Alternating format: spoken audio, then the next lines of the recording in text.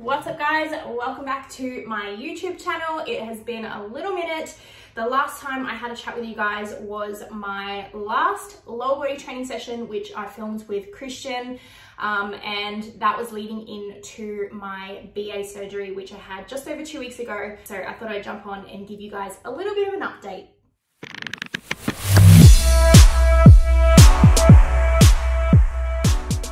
So it's Sunday morning here. We've literally just got back from the farmers market, which we go to every single Sunday, and we often see some of our friends there as well. It is such a good start to our week or our Sunday morning.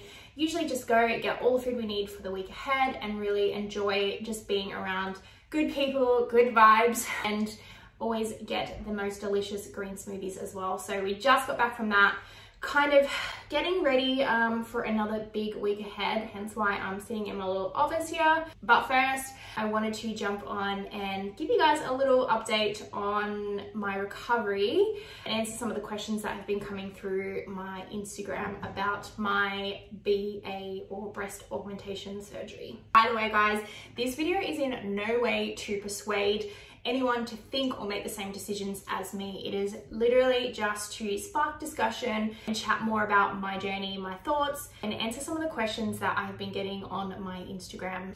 So anyway guys, I'm 2 weeks post-surgery, and going into surgery I was really nervous because I read so much. I'm a part of so many forums, including a forum from the place that I actually went through to get my implant surgery. So yeah, I read a lot about other women's experiences, their thoughts, how their surgery and recovery went. And so to be honest, it did kind of make me really nervous going into surgery. I've heard some shocking stories, even from some of you on Instagram who have told me that your recovery was pretty rough. And I guess for everyone it is different, and it can be a different experience. I do have to say though that my recovery was pretty damn easy, and I do feel pretty lucky. I didn't have to take the pain meds after surgery. As soon as I went home, all I did was basically put on the ice, and I was icing for about 4 days.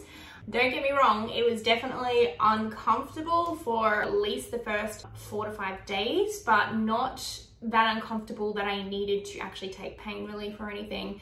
The ice kind of just did its job. So yeah, basically the hardest part for me now is actually that I feel like they're finally a part of me, and you know, I can move my arms.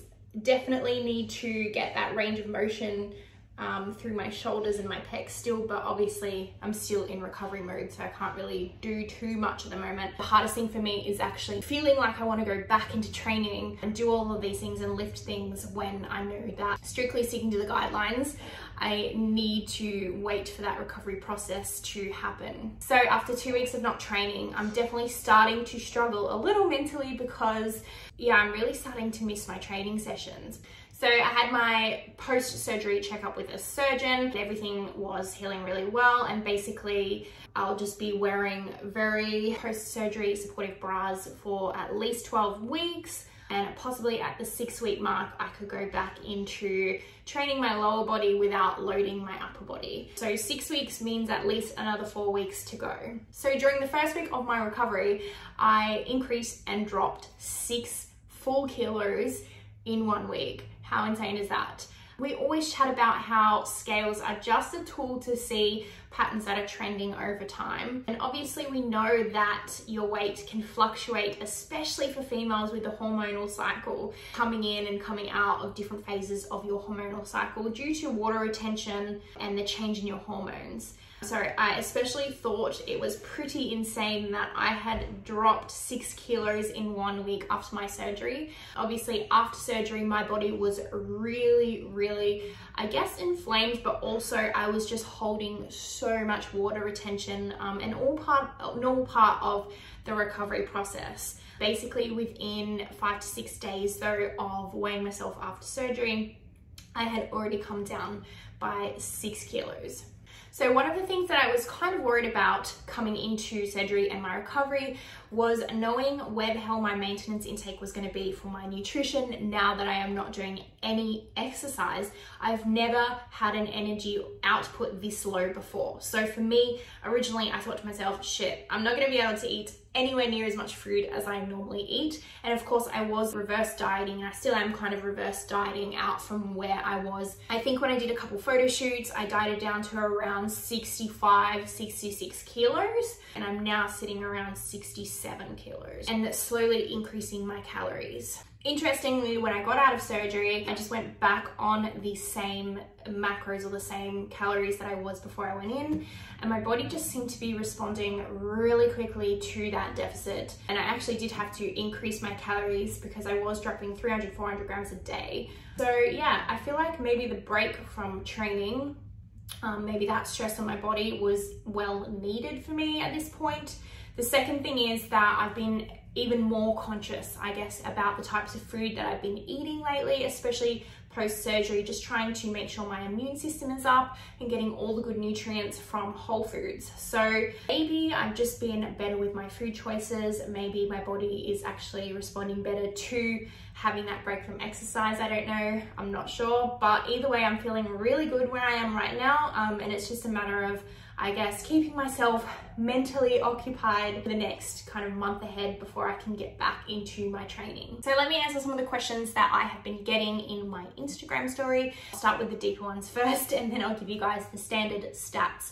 So somebody asked me, and quote, "You seemed so happy and confident before. Why would you go and get breast implants?" Now, this is a really valid question, guys, and I can absolutely say that I was confident in my body before.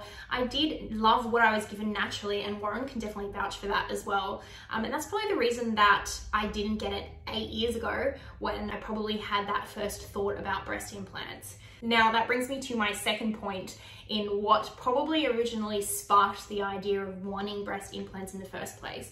And that would have probably been my first ever bikini competition. As you guys know, when you do compete as a sport, and I absolutely love competing, you know, part of what comes with that is definitely losing your boobs.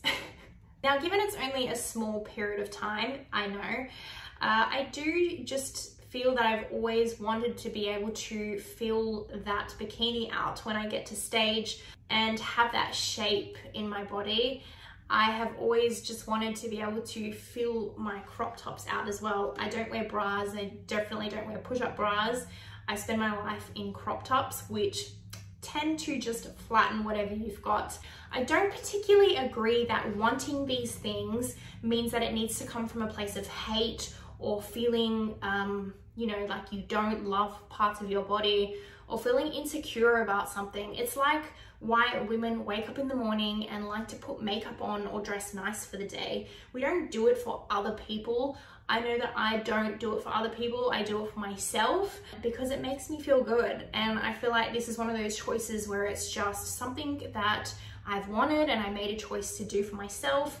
And I'm really happy and content with the choice that I made.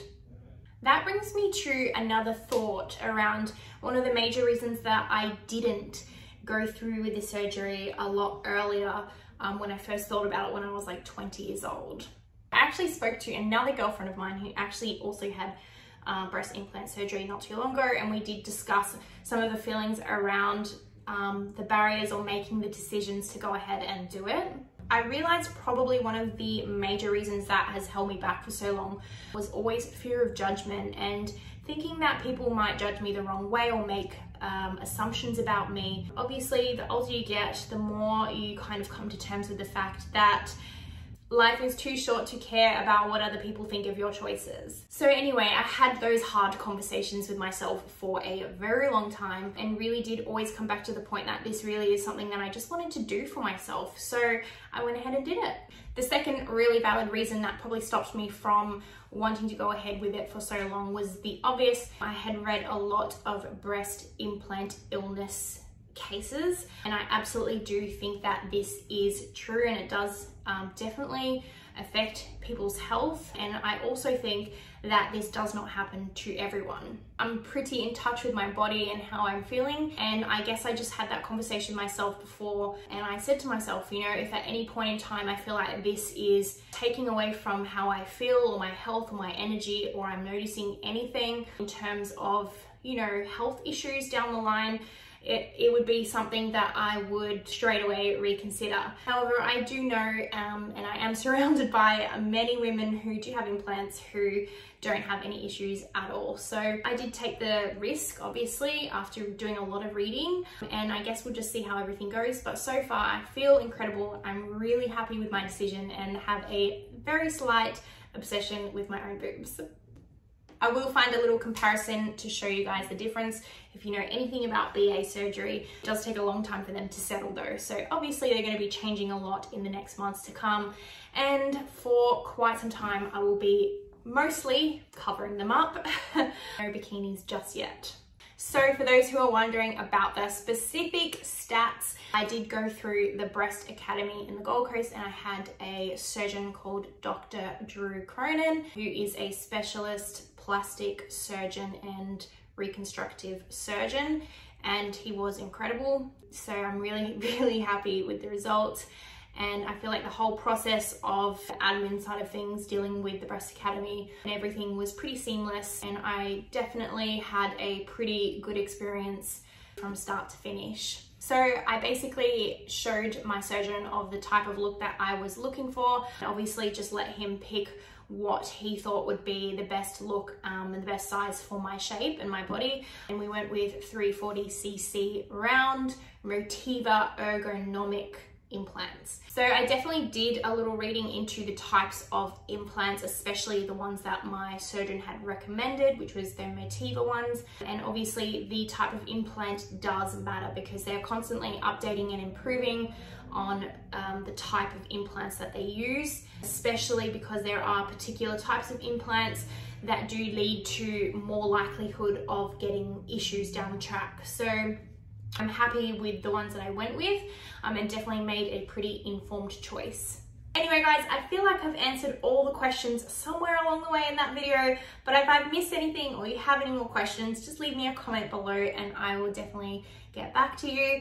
All in all, I'm feeling pretty damn amazing, really happy, excited with my choice, and I'm just really looking forward to getting back into training. I have been spending a lot more time focusing on mobility and stretching. Honestly, the lack of exercise and the lack of resistance training has actually made me feel a lot more stiff and sore. So I'm having to do a lot more stretching and mobility, and at the moment I've really worked that into my routine every single day in the mornings when I wake up. So I've been really enjoying that, and I will continue to do that basically until I get back into my training. Also, the surgeon advised that I could go back to doing cardio workouts and actually sweating and getting my heart rate up. I can't even remember, it was either 4 or 6 weeks. I think it was 6 weeks.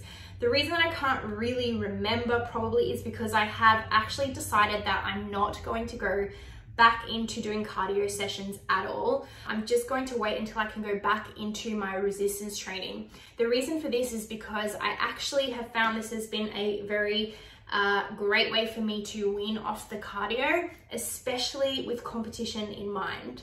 So when I go back to training, my goal really is to continue to build lean muscle and improve on my shape so that I can compete again, hopefully next year. And actually limiting my cardio is going to help me with this. So it's a really great place for me to just be basically working my resistance training back into my routine. And I will continue my daily steps and walking just as part of more a mental and movement part of my day. So yeah, I'm really looking forward to it. And let's hope the next 4 weeks fly by, because I will definitely be busting to get in a training session by that point, even if it means just doing lower body machines only and not using my upper body at all. We can totally make that work, and I'll make sure I share a little more about my routine and working my training back in. Anyway guys, that's it from me today. I will be back with you guys soon with another full day of eating and give you all a little update on how my nutrition and my tracking is going in terms of the reverse diet and everything without training. So I hope you have an amazing week ahead. Mwah.